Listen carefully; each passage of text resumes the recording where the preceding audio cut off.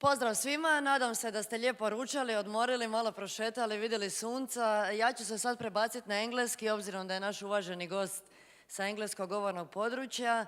I'm really pleased to talk and to announce next panel, which is about what does it take to manage the largest company treasury as Apple Treasury is, and what are the experiences that our guests had for 20 years. It's not about copying Apple, but in fact to see and embrace the experiences. So there is a 30 minutes. I'm leaving the floor to Igor and Mr. Boyd. Thank you. Thank you. Thank you, Nera. Hello, everybody, and thanks for joining. I know this is the worst slot to be in after lunch, but I promise we'll keep you entertained. I'm happy to introduce Michael. He will introduce himself. Yeah, so please, sure, absolutely. Short introduction. Sure. Thank you for having me here today. It's really nice to be here in Croatia, my first time. Michael Boyd, I spent the better part of my career, 20 years at Apple, growing from a very small beginning role into leading the world's largest treasury organization from a cash management, investments, and payment platforms perspective. And happy to take care of this today. The fun thing that you told me, maybe just to set the stage, when you joined, it was 2003. Yes. Apple had MacBook and the iPod, right? Yes. There was no iPhone, there was no nothing else. No, and it really is amazing to think about, like, the evolution of the company from, you know, a very small business.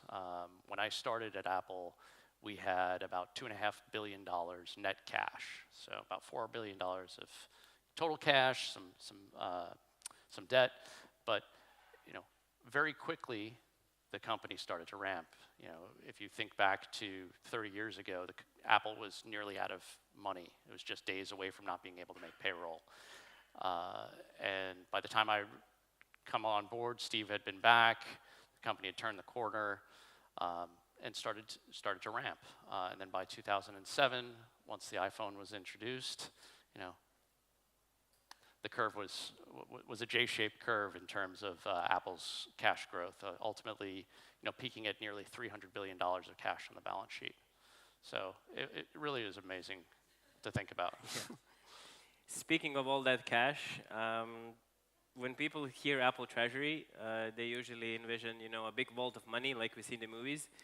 Can you just walk us through it, and how was it actually behind the scenes? Sure. Yes, there was no big vault of money, no padlocks on the doors. You know, everybody knows that money is just ones and zeros. It's just things in a database. The interesting thing about being at Apple and watching the cash grow was it wasn't just, or the treasury function isn't just cash, right? We have foreign exchange, clearly investments, payment platforms, as I mentioned earlier, as part of my remit, cash management, insurance, so corporate finance, and all of these things formed part of a really dynamic organization that helped scale Apple to the heights that it's grown to. Mm-hmm. And when we talk about managing those hundreds of billions, I think for everyone here it's mostly hard to imagine. But what would you say, what's, let's say, one decision that makes it completely different than managing, you know, a mid-sized company or, you know, even a big enterprise, but not as big as Apple? Yeah, the interesting thing is certain things scale very well. It doesn't really matter the size of the company. And, you know, I was thinking about this as, you know, we were getting ready for this. It's like, well, foreign exchange, yeah, you can just enter into a larger foreign exchange contract. But investments, when you get to be the size of Apple, it was very, very difficult at our peak cash to be able to find quality investments and maintain the diversification that we needed to ensure that we always were being good stewards of Apple's cash. And speaking of those investments, as I said, how do you decide, you know, when to keep the money safe, when to invest it, what to invest it in? How do you, you know, make sure that you have the biggest return on investment for the shareholders? Well, that's an interesting point because, you know, our focus within Treasury was not returning the most income to the balance sheet or to the P&L. It was really being good stewards of Apple's cash. Our first and foremost priority is preservation of capital, right? Is making sure that we were never going to lose money, right? Taking risks was not part of our responsibility. That was part of the product responsibility. And so we were very diligent in terms of the things that we invested in. And of course, over time, you know, the areas that we invested in grew and morphed to where it peaked, and now we've actually seen, you know, as we've started returning capital, which of course is a board decision to make sure that we're doing it in the most prudent way possible as well. So you say that it was not your responsibility to, you know, keep it safe or, you know, to do the risk and everything else. How would you then describe Apple's financial philosophy? You know, after, you know, you almost lost all of the money, did the philosophy change? Was it different? And how did it scale with the company? Yeah, there's a few things that go along with that, right? You know, we always, you know, ranked it in terms of preservation of principal, liquidity, and then ensuring that there's some form of a return to the P&L. And as you know, as the business grew, we would always continue with that. There was a company meeting very early on in my career where Steve Jobs got a question from somebody in the audience, and it was about like, hey, you know, we've got all of this cash, and at this time, mind you, Apple had about maybe $5 billion of cash, and still a lot of money, but compared to today. But you know, he's like, the question was, you know, what else can we do with this money? And Steve said, very much in his fashion, was, it's not, you know, our jobs on the product side are to take the risks, and you know, no matter how high we jump, if we are to fall, I like having that cash there as a cushion to soften the blow and make sure that we can recover from it and take a risk again in the future. So that's, you know, that philosophy has always continued, and it's still there today. You've mentioned, we talked before, and maybe to strive away a bit from the treasury part, but we talked about Steve also. I'm sure there's a lot of fans in the audience, also the other side, but how was it, you know, how was it to work underneath Steve? How was it, you know, with how he led the company, and what's your take on that period when he returned? And Sure. Yeah, like I said, when I joined, Steve was already back at the company for a few years, and I never had the direct opportunity of interacting with him in a meeting, but I would pass him in the halls fairly regularly, and he was a very conversational individual. Always was very, very pleasant. His leadership style was important, right? It really helped drive the innovation that Apple continues to have today. And when it comes to the answer that he gave to the question about the cash, you were already the treasurer there, right? The director at that period. Oh no. My career really was a very led a long and winding road at Apple. I believe, you know, that I was very junior in my career at that point in time, but you know, we had a lot of responsibility, right? Apple was a small organization. I think my treasury ops team was probably 10 people globally, so it was challenging. Yeah. I think none of us really think that Apple was ever a small company, but it doesn't sound logic when you compare it to today. But yeah, there obviously was a period of, you know, it being, let's not call it a startup anymore at that point, but a Sure. smaller company.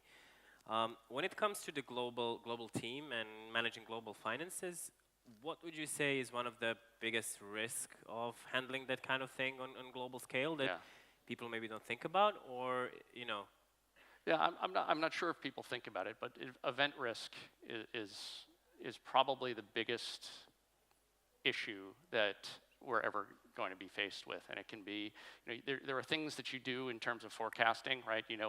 I'm expecting my collections, I'm expecting my payables to be X and Y. But sometimes you have seismic risks that erupt in the world, and an example being Russia invasion of Ukraine, right? Apple's business was growing there very, very well. It was fairly healthy during that time.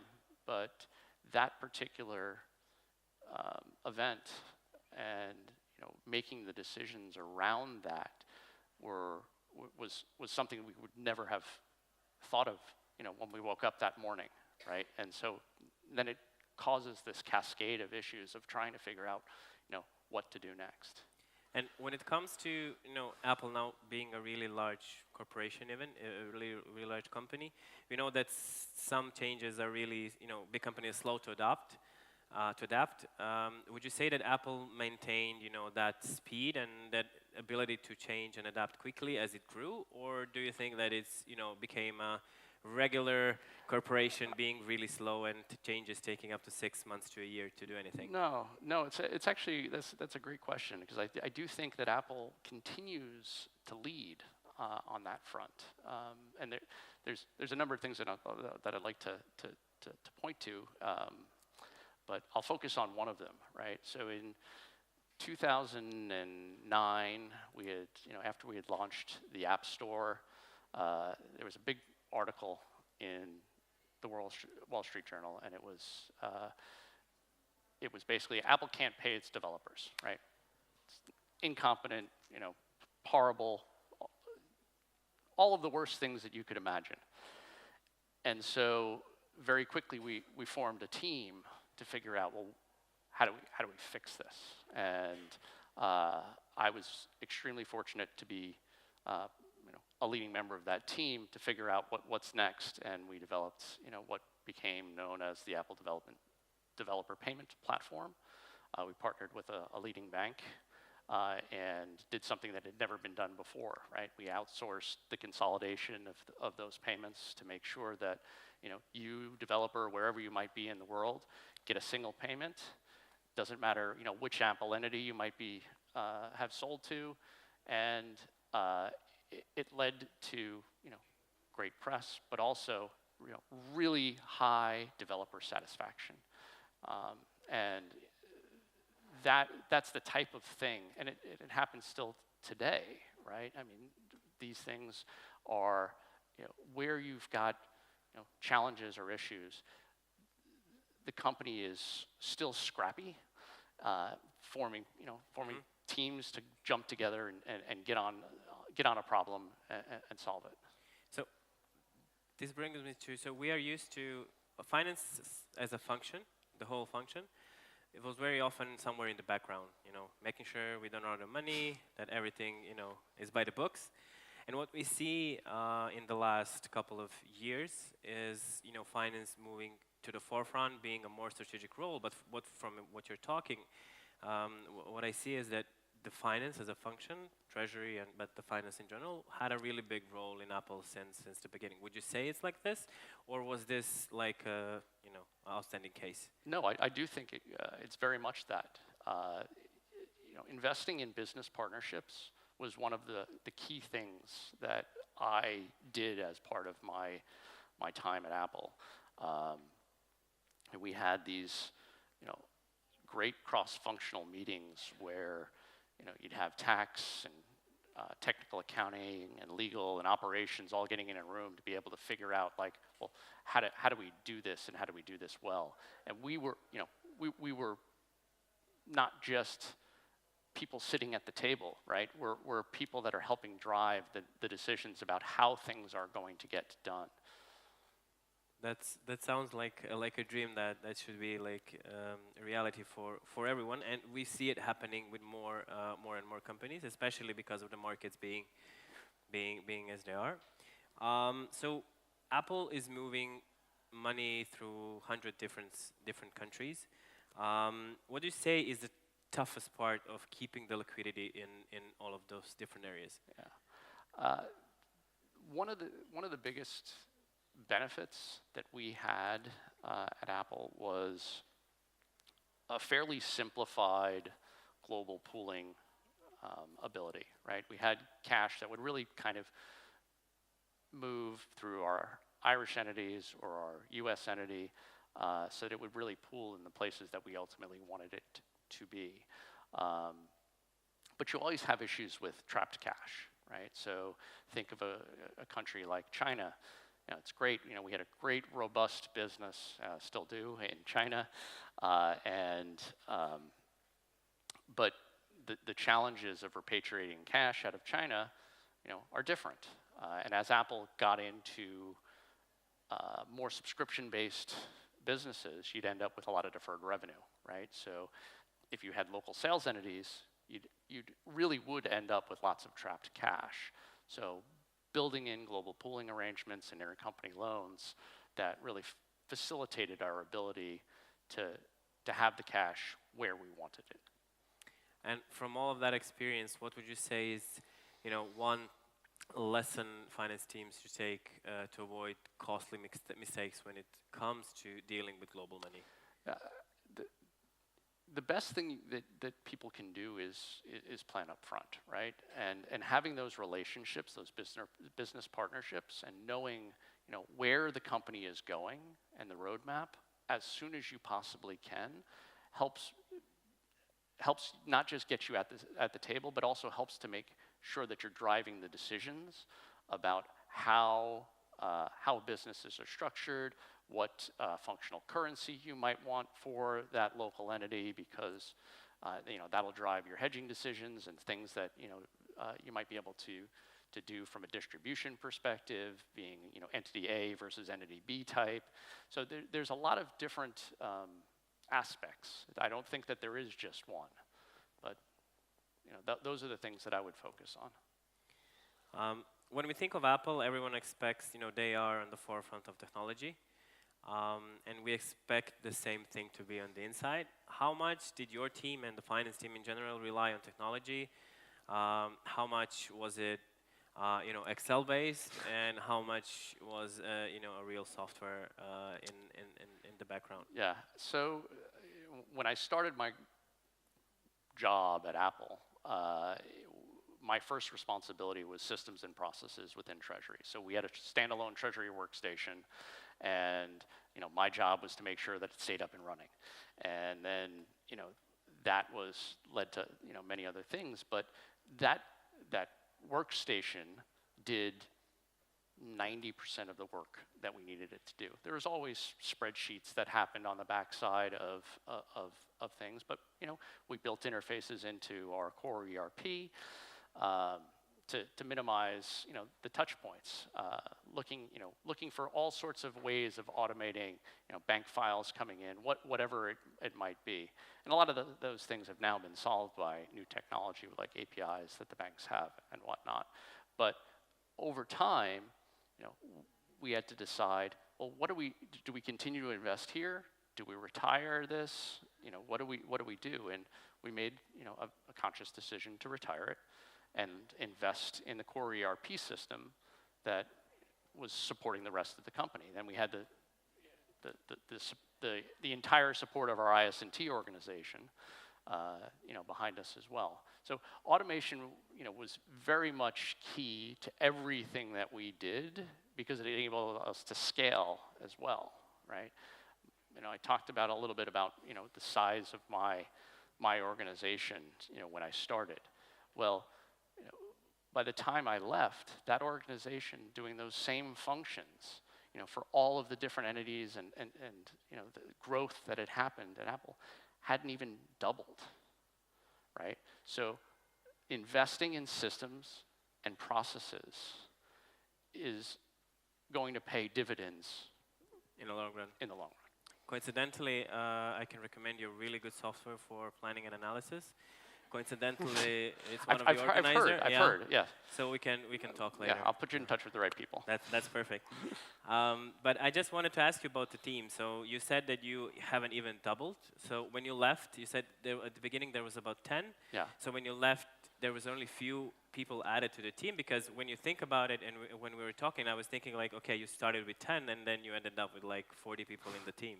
Well, there's, there's different aspects of treasury, right? So within my world, so we were split up.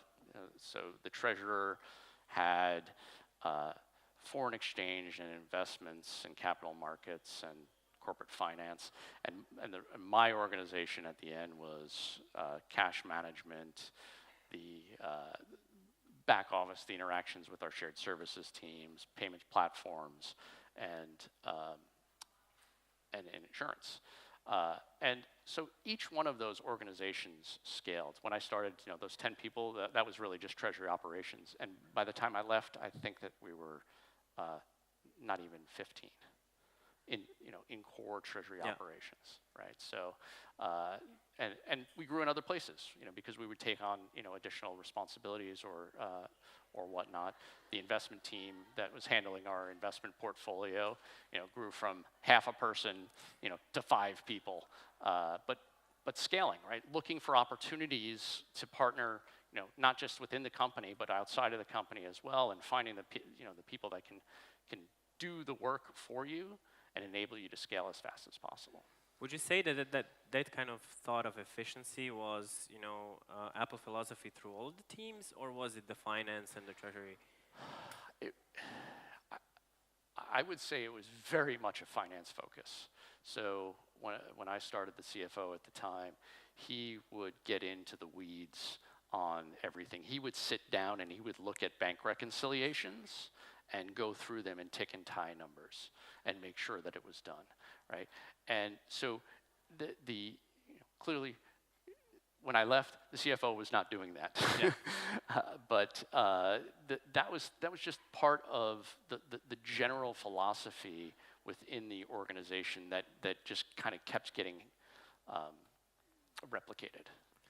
With that in mind, would you say that there was some tension between, being innovative and being conservative with, all the money at Apple scale? Well, I mean, if you think back to, what I said earlier about Steve and his, his philosophy around preservation of cash, it was never our role to take risks beyond, what was prudent, right? And so I don't think that there was, so much that tension as that was the mandate that we had. That was the way you did things. That's just the way we did it. What did you say is one of the hardest skills to master to run a treasury like Apple's? I think that this is true for most organizations, and it really is the ability to say no, right? You're never at a shortage of good ideas. It's knowing which ones to prioritize and when. And my boss used to say, if it was as easy as writing a check, we would write the check. But it's not, right? There's all sorts of things that go into it. You want to make sure the right people are in place. What's the return on that investment that you're going to be making? Be it in a system or a person, right? So you have to know when to say no. And how would you say how good were you at saying no?